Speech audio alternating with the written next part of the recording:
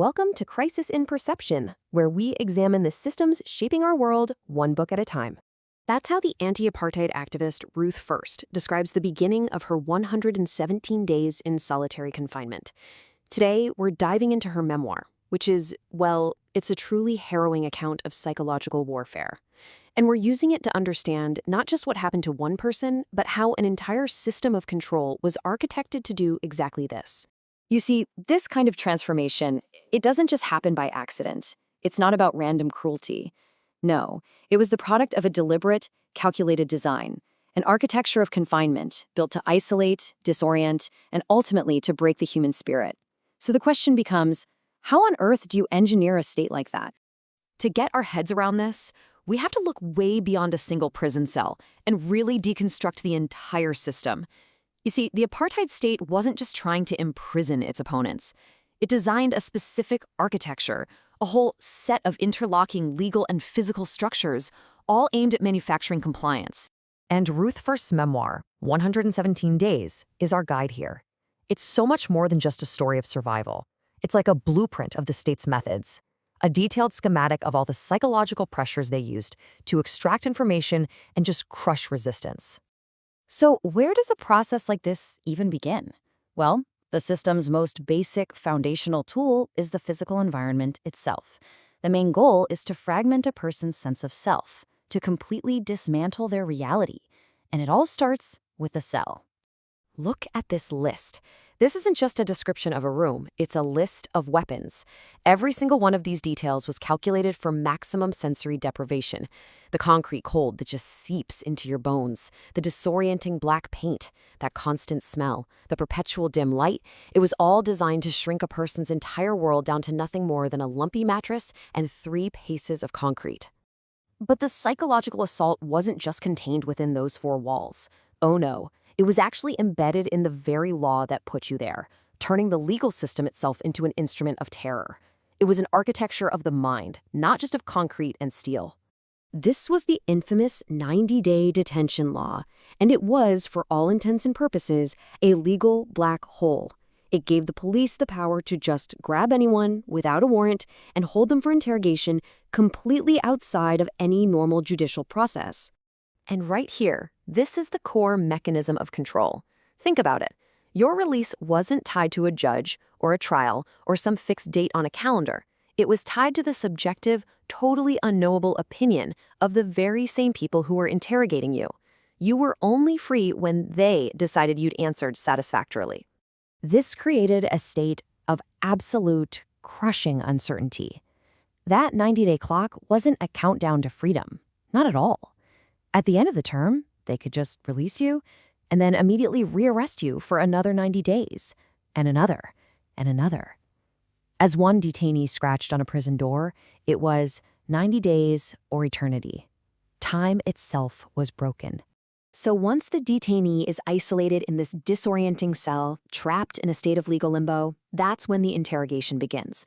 And this wasn't just asking questions. It was a systematic, almost scientific process designed to find what the security branch called a person's cracking point. The interrogators often worked in teams, using classic destabilization tactics. First described Swanepoel, the bully, whose temper was always burning through.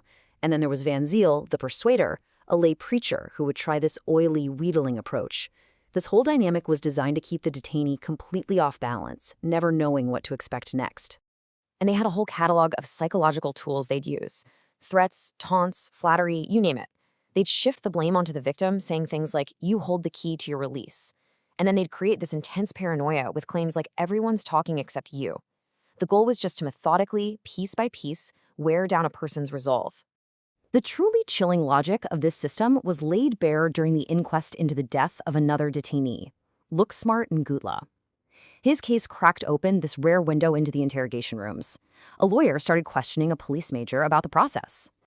And the major's response is so simple and absolutely terrifying. If a detainee refuses to talk, you don't stop. You just ask again. The lawyer presses him, and again, yes. That repetition just hangs in the air. It's relentless. And here it is. This is the moment the mask slips. The lawyer suggests the goal is to wear him down, and the major corrects him. The goal, he says, is to extract information. It's this chilling admission that this isn't a conversation, it's an industrial process. Extraction through attrition. But, and this is so important, even in the face of this dehumanizing machine, people found ways to resist. They found ways to reassert their humanity and their connection to a bigger, collective struggle. First describes how detainees transformed the very spaces of their confinement. The door to the exercise yard became an archive of resistance, covered in names and messages of defiance. I mean, these small acts were such a powerful way to fight that intense isolation and maintain a collective identity against a system that was designed to completely destroy it. So when you get to the end of 117 days, it really forces you to shift your perception. You have to look past the individual interrogators, past the single acts of cruelty, and really see the deliberate, bureaucratic design behind it all. And this is why these kinds of systems are so durable. The 90-day law, it looked like a legal procedure. Interrogation was just framed as extracting information. The whole thing worked like a room with mirrored walls. From the outside, everything looks procedural and orderly. But from the inside, nothing is stable. Repression gets coded as administration, and that makes its true violent purpose so much harder to recognize. And that really leaves us with a critical question, doesn't it? Ruth First's account is a historical document for sure, but the patterns she identified are timeless. It challenges us to look at the world around us right now and ask what other systems of control are hiding in plain sight, disguised as simple everyday procedure. This project is free and publicly accessible. If you'd like to support the time, tools, and research behind Crisis and Perception, you can become a supporter on Patreon. For a longer audio-based analysis of this topic, see the deep dive linked in the description. If you enjoy this kind of systems-level analysis, please like, subscribe, and comment with books or topics you'd like us to explore next.